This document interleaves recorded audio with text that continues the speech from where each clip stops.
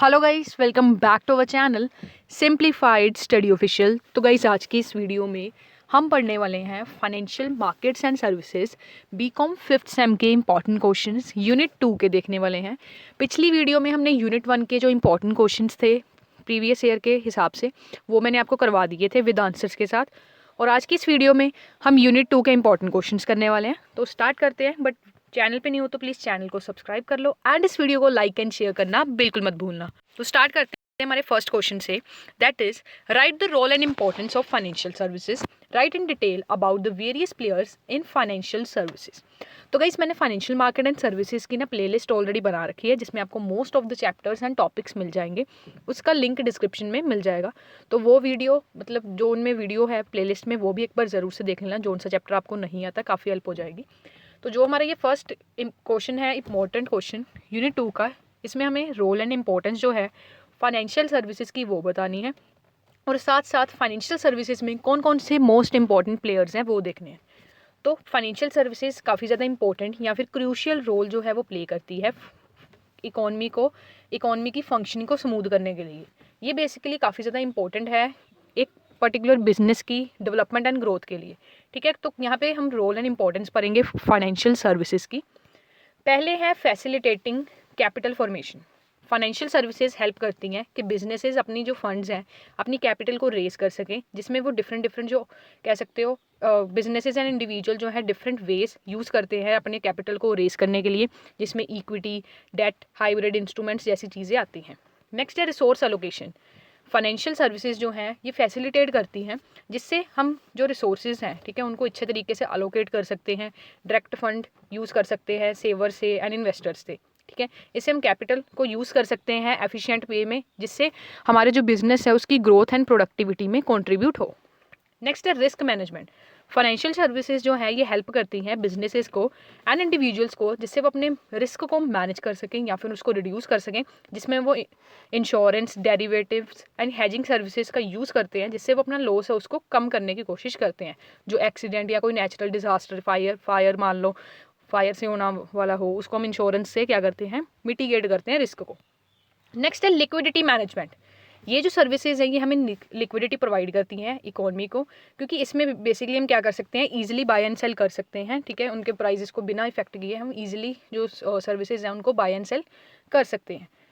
Financial services में आपके काफ़ी सारे लिक्विड एसेट्स यूज़ होते हैं, जैसे सेविंग्स अकाउंट, मनी मार्केट जैसे हो गए। ठीक है, मनी मार्केट हमने यूनिट 1 में किया था। नेक्स्ट है फैसिलिटेटिंग ट्रांजैक्शन। फाइनेंशियल सर्विसेज क्या है, ये फैसिलिटेट करती हैं जिससे पेमेंट जो सर्विसेज है एकदम स्मूथ ट्रांजैक्शन इजीली हो सके।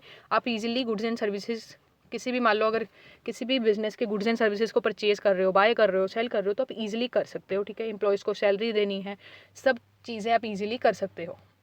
नेक्स्ट है promote saving and investment. Financial services जो हैं ये आपको ऐसा मैकेनिज्म ऑफर करती हैं जिससे आप bank accounts, mutual funds, pension funds में आप अपना पैसा लगा सकते हो। अपनी जो अपने सेव मनी की है उसको किसी इस जगह पे लगा सकते हो जिससे आपको रिटर्न भी ज़्यादा मिले। उससे क्या होगा, एक तो लोग सेविंग करने के लिए ज़्यादा इंक्रीज होंगे और आपके अपने जो सेविंग किए हुए पैसे हैं ना उसका रिटर्न अच्छा मिलेगा। नेक्स्ट है supporting economic growth. Financial services जो हैं इकोनॉमिक डेवलपमेंट लेके आती हैं, जिसमें ये फंड जो है ये वेरियस सेक्टर्स जैसे कि इंफ्रास्ट्रक्चर, एजुकेशनल या टेक्नोलॉजी में ये प्रोवाइड करती हैं, ताकि जो गवर्नमेंट है एंड बिजनेसेस हैं वो लार्ज अपने जो लार्ज प्रोजेक्ट्स हैं ना उसको ईजिली तरीके से कर सके। जिससे अगर मान लो कोई भी मान लो कोई भी अपना न्यू प्रोजेक्ट लगाया, या मान लो गवर्नमेंट ने कोई लार्ज प्रोजेक्ट जो है वो लगाया है, ठीक है, उससे क्या होगा, जॉब क्रिएशन होगी, ठीक है, और स्टैंडर्ड ऑफ लिविंग भी लोगों का इम्प्रूव होगा। नेक्स्ट है ग्लोबलाइजेशन ऑफ फाइनेंस। फाइनेंशियल जो सर्विसेज है ये क्रॉस बॉर्डर ट्रांजेक्शन करने में भी हेल्प करती है, जिससे हम अपना जो बिजनेस है, एक बिजनेस अपना जो बिजनेस है उसे ग्लोबली एक्सपेंड कर सकता है, जिससे वो foreign trade, investment, foreign exchange जैसी services, currency exchange, global payment solution, ये सारी चीज़ें ईजिली कर सकता है। नेक्स्ट है वेल्थ डिस्ट्रीब्यूशन।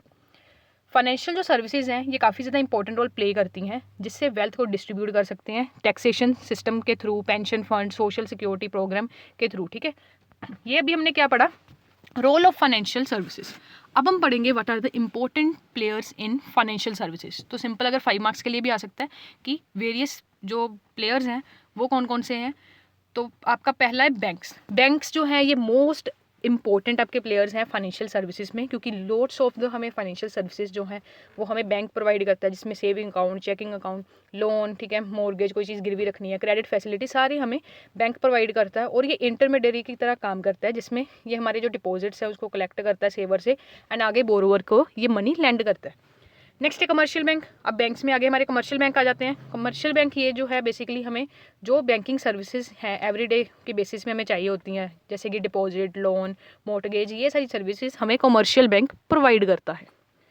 नेक्स्ट है इन्वेस्टमेंट बैंक्स। ये बेसिकली स्पेशलाइज होता है जिससे ये कंपनीज या किसी भी बिजनेस की जो कैपिटल है ना उसको रेज कर सके एंड ये गवर्नमेंट एंड बिजनेस ऑर्गेनाइजेशन की हेल्प करता है, जिससे वो अंडरराइटिंग जो सर्विसेज हैं, सिक्योरिटीज़ हैं वो कर सकते हैं, मर्जर एंड एक्विजिशन को ये फैसिलिटेट कर सकते हैं। इसमें ये इन्वेस्टमेंट बैंक्स जो हैं ये आपको कैपिटल रेज करने में हेल्प करते हैं और साथ ही साथ गाइस आपको क्या करते हैं, ये कैपिटल रेज भी करते हैं, ठीक है, एडवाइजरी भी देते हैं कि आपको मर्जर करना चाहिए नहीं करना चाहिए।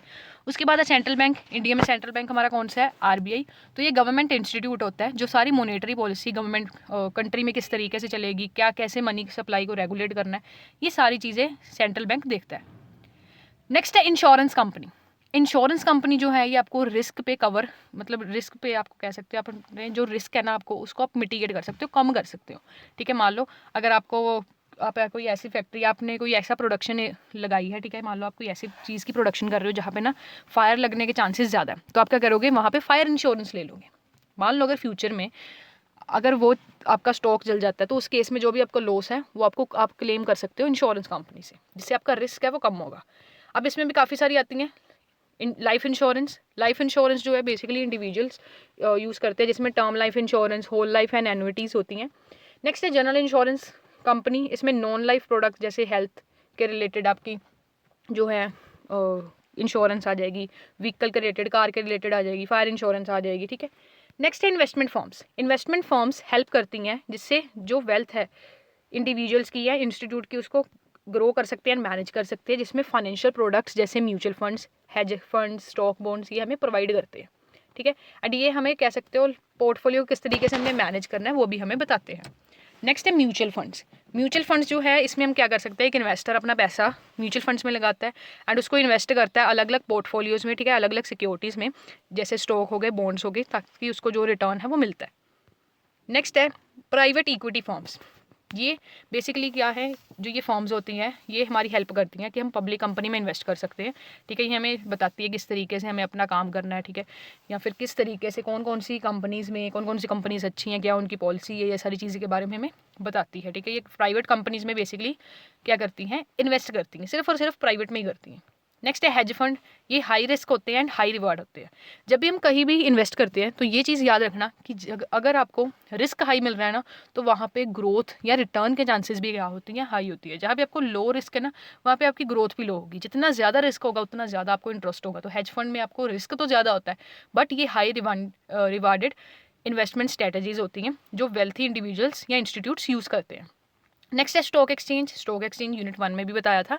ये एक ऐसा प्लेटफॉर्म है जिसमें सिक्योरिटीज़ जैसे bonds, stock, derivatives buy and sell किए जाते हैं। ये लिक्विडिटी प्रोवाइड करती है इन्वेस्टर्स को ताकि बिजनेसेस अपनी कैपिटल को रेज कर सके। नेक्स्ट है ब्रोकरेज फर्म, ठीक है। ब्रोकरेज फर्म जो है एक तरह के इंटरमीडियरी की तरह काम करते हैं, बायर एंड सेलर, जिस पे ये कमीशन पे आपसे मान लो अगर आपको किसी भी कंपनी में आपको इन्वेस्ट करना है, ठीक है, आपको नहीं पता किस तरीके से इन्वेस्ट करना है, आप चले गए ब्रोकर के पास कि मुझे ना ये कंपनी में इन्वेस्ट करना है, वो आपको बता देगा कि आपको ये कंपनी में करना चाहिए एंड वो आपके बिहाफ पे ना आपको बाय करके दे देगा सारी जो भी आपने किसी मान लो शेयर कंपनी खरीदने हैं वो आपको बाय करके दे देगा। अब होगा क्या, वो आपसे मान लो वो जितना भी आपका मान लो आप 10,000 की इन्वेस्टमेंट कर रहे हो तो उस पर वो 1% 2% आपसे कमीशन चार्ज करेगा। नेक्स्ट है asset management company. Asset management company का ना 15 मार्क्स का अकेला क्वेश्चन भी आता है, ठीक है। एसेट मैनेजमेंट कंपनी एएमसी का आपका अकेला 15 मार्क्स का क्वेश्चन आता है। उसके लिए मैं आपको प्रेफर करूँगी कि डिस्क्रिप्शन में मैंने लिंक दिया प्लेलिस्ट का, उसमें से आप एसेट मैनेजमेंट कंपनी मैंने फुल टॉपिक करवा रखा है वीडियो का, वो आप एक बार ही देख लो, ठीक है। आपका लॉन्ग भी कवर हो जाएगा और ये पॉइंट भी कवर हो जाएगा। नेक्स्ट है पेंशन फंड। पेंशन फंड्स जो होते हैं आप अपनी रिटायरमेंट सेविंग को मैनेज करने के लिए इसमें पैसा लगाते हो। जो एम्प्लॉयज़ है बेसिकली लार्ज स्केल इंस्टीट्यूशन पे काम कर रहे हैं, ठीक है, या किसी गवर्नमेंट में काम कर रहे हैं, कॉर्पोरेशन में वर्क कर रहे हैं, तो वो इस एसेट्स में पैसा लगाते हैं ताकि जब उनकी रिटायरमेंट हो उनको रेगुलर इंटरवल पे इनकम मिलती रहे। नेक्स्ट है क्रेडिट रेटिंग एजेंसीज। ये जो एजेंसीज होती हैं ये बेसिकली कह सकते हो क्रेडिट वर्दीनेस देखती हैं किसी भी बिजनेस की, ठीक है, या फाइनेंशियल इंस्टीट्यूट की। ये रेटिंग प्रोवाइड करती हैं जो बेसिकली हेल्प करता है इन्वेस्टर की। अगर मान लो मैंने किसी कंपनी में इन्वेस्ट करना तो मैं उनके सारे डॉक्यूमेंट्स वगैरह चेक करूँगी या उनकी डिविडेंड पॉलिसी देखूंगी और देखूंगी क्रेडिट मतलब इनको क्या रेटिंग मिली है क्रेडिट रेटिंग एजेंसी से, जो इन्वेस्टर की हेल्प करती है कि वो अपने इन्वेस्टमेंट डिसीजंस अच्छे से ले सके। नेक्स्ट है फाइनटेक कंपनीज। फाइनटेक जिसे फाइनेंशियल टेक्नोलॉजी कंपनीज भी कहती हैं। ये बेसिकली फाइनेंशियल सर्विसेज इंडस्ट्री में ये अपनी सर्विसेज प्रोवाइड करती हैं, जिसमें आप टेक्नोलॉजी का यूज़ करके जैसे इंटरनेट का यूज़ करके पेमेंट्स वगैरह कर सकते हो, वेल्थ मैनेजमेंट कर सकते हो, इंश्योरेंस प्रोवाइड कर सकते हो। जैसे एग्जांपल है पेपाल हो गया, ठीक है, ये बहुत ही आपका फेमस पेपाल है, ठीक है, जिसमें आप पेमेंट वगैरह जो भी है ईजिली कर सकते हो, ट्रांजेक्शन ईजिली कर सकते हो इंटरनेट के थ्रू। नेक्स्ट है micro finance institution. Micro finance institution ही आपको small loans and financial services provide करता है लोग इनकम ग्रुप को, ठीक है, जो डेवलपिंग कंट्रीज में जैसे इंडिया में बहुत यूज़ किया जाता है। नेक्स्ट है पेमेंट सर्विसेज प्रोवाइडर। ये जो कंपनीज होती हैं ये इलेक्ट्रॉनिक पेमेंट सॉल्यूशंस प्रोवाइड करती हैं इंडिविजुअल्स एंड बिजनेसेस को, ताकि वो अपने ट्रांजैक्शन को डिजिटली अच्छी तरीके से कर सके, ठीक है। इसमें एग्जांपल है visa, master card, PayPal. Next है रेगुलेटरी अथॉरिटी। रेगुलेटरी अथॉरिटी जैसे stock securities and exchange commission, ठीक है, जैसे आपका हो गया फाइनेंशियल कंडक्ट अथॉरिटी। ये सारी फाइनेंशियल सर्विसेज को देखते हैं कि सारी चीज़ें सही तरीके से चल रही हैं, ट्रांसपेरेंट तरीके से फेयरलेस चल रही हैं या नहीं चल रही हैं। इसमें बेसिकली इनका मेन एम होता है कि जो इंटरेस्ट है ना इन्वेस्टर का उसको प्रोटेक्ट किया जा सके, जिससे मार्केट में स्टेबिलिटी लाई जा सके। नेक्स्ट है इस क्वेश्चन मर्चेंट बैंकिंग, ठीक है। मर्चेंट बैंकिंग आपका है एंड इसका 15 मार्क्स का क्वेश्चन 100% आता है, ठीक है। 99.9% इसका क्वेश्चन आएगा। बहुत रेयर होगा कि इसका एग्जाम में क्वेश्चन नहीं आएगा, तो ये 100% पढ़ के जाना। इस पर मैंने एक ना वीडियो भी बना रखी है, मेरे हिसाब से 22-23 मिनट की वो वीडियो है, जिसमें मैंने हैंड रिटन नोट्स के साथ सारा समझाया हुआ है, ठीक है। यहाँ से भी समझ लो और एक बार वो वीडियो भी देख लेना, जिससे आपको पता चल जाएगा कि किस तरीके से कौन कौन सा क्वेश्चन इंपॉर्टेंट आना है एंड इसमें से शॉर्ट कौन कौन से बनते हैं वो मैंने एकदम बना रखी है, ठीक है। वो एक बार देख लेना, प्लेलिस्ट में लिंक है।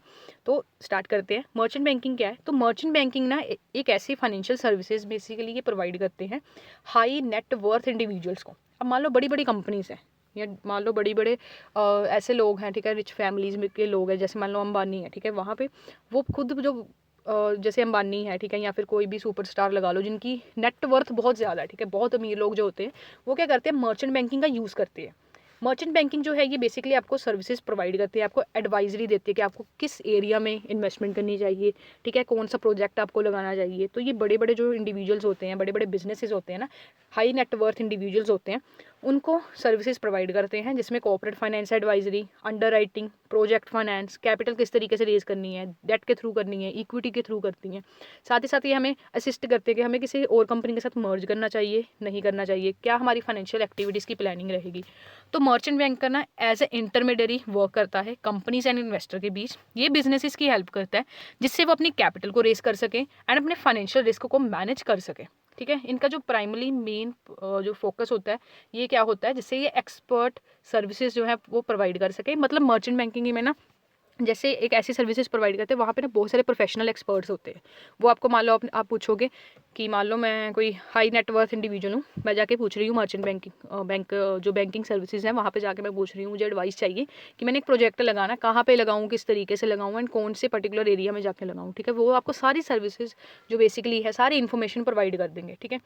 अब कमर्शियल बैंक में क्या होता है, सिंपल क्या करते हैं, वो डिपॉजिट्स लेते हैं, मनी लैंड करते हैं या कोई भी ट्रेडिशनल बैंकिंग सर्विसेज प्रोवाइड करते हैं। बट मर्चेंट जो बैंक्स होते हैं ना ये बिजनेस फाइनेंसिंग के रिलेटेड ही काम करते हैं एंड बिजनेस के रिलेटेड ही एडवाइस देते हैं, ठीक है। नेक्स्ट है evolution of merchant banking. History क्या है मर्चेंट बैंकिंग की, ये एशियन टाइम से चली आ रही है, ठीक है। मर्चेंट बैंक्स ये बेसिकली आपको फाइनेंशियल ट्रेड में काफ़ी ज़्यादा हेल्प करते थे, बिजनेस एक्टिविटीज़ में देते, मतलब बिजनेस एक्टिविटीज़ में आपकी काफ़ी हेल्प करते थे। पहला एशियंट पीरियड, एशियंट टाइम में जो मर्चेंट बैंकिंग थी ये क्लोजली लिंक की जा रही थी ट्रेड एंड फाइनेंसिंग सर्विसेज में। जैसे मर्चेंट्स जो बेसिकली यूरोप के थे, इंडिया के थे या मिडिल ईस्ट के थे, वो एज ए इंटरमीडियरी वर्क कर रहे थे, जिससे वो मनी लैंड कर रहे थे आगे या फिर फैसिलिटेट कर रहे थे मूवमेंट्स ऑफ गुड्स का। मतलब वहाँ पे कह सकते हो जैसे अब सभी सारी एडवाइस वगैरह दे रहे हो, अभी वो चीज़ एशियन टाइम में अभी शुरू हुई थी, इसमें वो वगैरह लैंडिंग वगैरह कर रहे थे बिजनेसेस को, बस इतना काम चल रहा था। फिर माई डेवियल पीरियड में क्या हुआ, मिडिल एज में जो मर्चेंट बैंकिंग था ये प्राइमरी फोकस करने लगा ट्रेड को फैसिलिटेट करने के लिए। ये बैंकिंग सर्विसेज भी प्रोवाइड करने लग गया, जिसमें lending accepting of deposits of merchants ये प्रोवाइड करने लग गया। ठीक है, इसमें फाइनेंशियल सपोर्ट सर्विसेज तभी तभी स्टार्ट हुई थी। उसके बाद 19th सेंचुरी, जैसे जैसे इंडस्ट्रियलाइजेशन यूरोप में बढ़ता गया, मर्चेंट बैंक जो है वो एवोल्यूट होते गए। मतलब इसमें रेजिंग कैपिटल जो है ये अब कैपिटल रेज करने में भी हेल्प करने लग गए। जो मर्चेंट बैंक्स थे फिर 19th सेंचुरी में ये सर्विसेज जैसे underwriting, stock issue, merger and acquisition को फैसिलिटेट करने की सर्विसेज इन्होंने स्टार्ट कर दी। ठीक है, 20th सेंचुरी एंड ग्लोबलाइजेशन में क्या हुआ, जैसे जैसे financial market and global trade increase हो रहा था, मर्चेंट बैंक जो थे वो मोर कह सकते हो सोफिस्टिकेटेड हमारे होने लग गए थे। मतलब बहुत ज़्यादा इनका रोल इंक्रीज हो गया था। ठीक है, इनकी सर्विसेज जैसे एडवाइजरी ये प्रोवाइड करने लग गए थे। आईपीओ अंडरराइटिंग हो गया, आईपीओ मैंने आपको पिछली वीडियो में बताया था। प्राइवेट इक्विटी फाइनेंसिंग इस तरीके से करनी है, फॉरेन इन्वेस्टमेंट एडवाइस ही देने लग गए। ठीक है, तो अगर हम letter half of 20th century की बात करें तो मर्चेंट बैंकिंग जो इंस्टीट्यूट्स थे कंट्री में, यूएस, यूके, इंडिया में, ये काफ़ी ज़्यादा इंपॉर्टेंट रोल प्ले करने लग गए इन्वेस्टमेंट बैंकिंग में, जिससे ये corporate merger, acquisition and privatisation में ये हेल्प करने लग गए थे। रीसेंट डेवलपमेंट्स क्या हुई फिर 21st सेंचुरी में, जो मर्चेंट बैंक्स थे ये टेक्नोलॉजी इन्होंने यूज़ करनी स्टार्ट कर दी, ऑनलाइन इन्वेस्टमेंट प्लेटफॉर्म बनाया। ठीक है, जिसमें ETF, हेज फंड्स जैसी चीज़ें प्रोवाइड की इन्होंने। नेक्स्ट है फंक्शंस ऑफ मर्चेंट बैंकिंग। ये भाई मोस्ट इंपॉर्टेंट टॉपिक है, इसका 15 मार्क्स का क्वेश्चन आता है। पहला है corporate financial advisory. Merchant banks एक एक्सपर्ट एडवाइजरी सर्विसेज की तरह काम करते हैं। ये आपको कॉर्पोरेट फाइनेंस के रिलेटेड या कंपनीज की हेल्प करते हैं, जिससे वो फाइनेंशियल प्लानिंग अपनी ईजिली कर सके, कैपिटल स्ट्रक्चर किस तरीके से बजट बनाना है, ये सारी आपको एडवाइजरी सर्विसेज ये प्रोवाइड करते हैं। ये मर्जर, एक्विजिशन जैसी चीज़ें आपको बिजनेस डिसीजन में प्रोवाइड करते हैं। कैपिटल रेजिंग, इक्विटी हो या डेट हो, ये दोनों में आपका हेल्प करते हैं। इक्विटी फाइनेंसिंग में बेसिकली क्या है, मर्चेंट बैंकिंग कंपनीज को असिस्ट करते हैं जिससे वो अपने कैपिटल को रेज कर सकें, शेयर्स को इशू करके। ये बिजनेसेस की हेल्प करते हैं जिससे वो इनिशियल पब्लिक ऑफरिंग जो है उनका प्रोसेस इजीली अच्छी तरीके से कर सकें। राइट इशू कितने करने हैं, ये भी सारी चीज़ें ये एडवाइस देते हैं। नेक्स्ट है डेट फाइनेंसिंग। मर्चेंट बैंक जो है ये कंपनीज की हेल्प करते हैं जिससे वो अपने फंड्स को रेज कर सकते हैं, जिसमें वो बॉन्ड्स, डिबेंचर या कोई डेट इंस्ट्रूमेंट्स को इशू करके अपनी जो फाइनेंसिंग है वो इजीली कर सकते हैं। मर्चेंट बैंक बिजनेसेस की हेल्प करते हैं ताकि वो कॉम्प्लेक्स जो प्रोसेस है जिसमें आप फंड्स को रेज करते हो, ठीक है, उसको आप इजीली फैसिलिटेट कर पाओ। नेक्स्ट है underwriting services. One of the जो मोस्ट इंपॉर्टेंट रोल है मर्चेंट बैंक्स का वो है अंडरराइटिंग सिक्योरिटीज़। ये basically IPO and bonds issues के ड्यूरिंग ही ये की जाता है। जब आईपीओ फर्स्ट टाइम जो एक कंपनी है इनिशियल पब्लिक ऑफरिंग करती है या बॉन्ड इशू करती है, उस समय जो कंपनी है वो प्लान करती है कि वो अपनी कैपिटल को रेज करेंगे जिसमें वो शेयर्स एंड बॉन्ड्स को इशू करेंगे। तो मर्चेंट बैंक गारंटी देता है कि हाँ हम इतनी जो सेल है ना सिक्योरिटी की वो करवा देंगे। ठीक है, नेक्स्ट है मर्जर एंड एक्विजिशन, जिसे M&A एडवाइजरी भी कहते हैं। ये बेसिकली मर्चेंट बैंक्स आपको जो है बिजनेसेस को प्रोवाइड करते हैं कि आपको मर्जर करना है, एक्विजिशन करनी है, डी मर्जर करना है या नहीं करना है। ठीक है, ये financial and strategy, financial plans वगैरह आपको अच्छे तरीके से बना के देते हैं। नेक्स्ट है प्रोजेक्ट फाइनेंस। मर्चेंट बैंक्स जो है ये आपको long term financing infrastructure and capital intensive projects के लिए प्रोवाइड करते हैं, जिसमें power, transportation and real estate जैसी चीज़ें आती हैं। नेक्स्ट है foreign exchange and international trade finance. Merchant bank जो है ये आपको specialise services foreign exchange and international trade finance की प्रोवाइड करते हैं, जिसमें ये बिजनेसेस की हेल्प करते हैं कि फॉरेन एक्सचेंज रिस्क को किस तरीके से मैनेज करना है, हेजिंग स्ट्रेटजीज क्या होंगी, इंटरनेशनल ट्रेड ट्रांजेक्शन किस तरीके से फैसिलिटेट करनी है। नेक्स्ट है private equity and venture capital financing. Merchant bank जो है ये हेल्प करते हैं पब्लिक प्राइवेट कंपनी, मतलब बेसिकली जो मर्चेंट बैंक्स हैं ना ये क्या करते हैं, प्राइवेट कंपनीज में भी इन्वेस्ट करते हैं थ्रू प्राइवेट इक्विटी या वेंचर कैपिटल, जिससे ये हेल्प कर सकते हैं स्टार्टअप्स को, जिससे वो जो बिजनेस है वो इजीली ग्रो कर सकती है अपनी कैपिटल को, जिसमें वो इक्विटी को एक्सचेंज कर सकती है। ये जो बेसिकली फाइनेंसिंग है ये टिपिकली हाई रिस्क की होती है, ठीक है, बट इसमें कुछ ना कुछ हमें रिटर्न जो है वो बिजनेस को मिलते हैं। नेक्स्ट है पोर्टफोलियो मैनेजमेंट। मर्चेंट बैंक जो है वो क्या करते हैं, पोर्टफोलियो मैनेजमेंट सर्विसेज भी करते हैं, जिसमें हाई नेट जो वर्थ इंडिविजुअल्स होते हैं उनकी ये हेल्प करते हैं, जिससे वो अपने इन्वेस्टमेंट को मैनेज कर सकते हैं। स्टॉक हो गया, बॉन्ड्स हो गया या कोई भी सिक्योरिटीज़ को इजीली मैनेज कर सकते हैं। ये आपको एक्सपर्ट फाइनेंशियल एक्टिविटीज़ मतलब फाइनेंशियल एडवाइस जो है वो प्रोवाइड करते हैं, जो बेसिकली एक बिजनेस की हेल्प करती है जिससे वो डिवर्सिफाई एंड ऑप्टिमाइज कर सके अपने पोर्टफोलियो को लॉन्ग टर्म फाइनेंशियल गोल्स के लिए। नेक्स्ट है रिस्क मैनेजमेंट। ये मोस्ट इंपॉर्टेंट इनका फंक्शन रहता है। मर्चेंट बैंक्स हेल्प करते हैं बिजनेसेस की, जिससे वो अपने फाइनेंशियल रिस्क को मैनेज कर सके, ठीक है, जिसमें वो हेजिंग स्ट्रेटजीज का यूज़ करते हैं, जो बिजनेसेस को हेल्प करता है वो अपने रिस्क को क्या कर सके, कम कर सके। इंटरेस्ट रेट जो है चेंजेस को उसके भी क्या कर सके, उनका रिस्क भी कम कर सके। ठीक है, नेक्स्ट जो क्वेश्चन है, what do you mean by mutual funds, discuss the types of mutual funds in India. तो म्यूचुअल फंड्स बेसिकली क्या है, is a pool of funds collected from various investors. अलग अलग इन्वेस्टर से कुछ पैसा लिया जाता है एंड उसको कुछ पोर्टफोलियोज यानी कि stock, bonds, money market instruments में इन्वेस्ट कर दिया जाता है। एंड ये जो फंड्स हैं ये मैनेज किए जाते हैं प्रोफेशनल फंड मैनेजर, जिसे एसेट मैनेजमेंट कंपनी कहते हैं। ये भी एसेट मैनेजमेंट कंपनी भी बहुत इंपॉर्टेंट टॉपिक है, ठीक है, 15 मार्क्स के लिए, जो आगे इन्वेस्टमेंट डिसीजंस लेते हैं। इन्वेस्टर्स जो है ये कुछ यूनिट्स जो है म्यूचुअल फंड्स की वो बाय कर लेते हैं, जितना भी उनके पास अमाउंट होता है, एंड उसके रिगार्डिंग इनको क्या है, रिटर्न मिलता है। टाइप्स क्या है म्यूचुअल फंड्स इंडिया में, पहला है based on structure, open and mutual funds. ये जो है मोस्ट कॉमन मेथड है म्यूचुअल फंड्स के इंडिया में। इन्वेस्टर जो है वो बाय करता है या रिडीम करता है in open and mutual funds को एसेट मैनेजमेंट कंपनी से एक प्रिवेलिंग नेट एसेट वैल्यू पे। यहाँ पे कोई फिक्स मेच्योरिटी जो डे है वो नहीं होती कि इतनी मेच्योरिटी डेट ही आपकी होगी। ये ओपन एंड फंड्स होते हैं जो हाईली लिक्विड होते हैं एंड फ्लेक्सिबल होते हैं इन्वेस्टर्स के लिए। इसका एग्जाम्पल है HDFC लिक्विडिटी फंड या SBI blue chip fund. Example जरूर लिखने अपने एग्जाम में।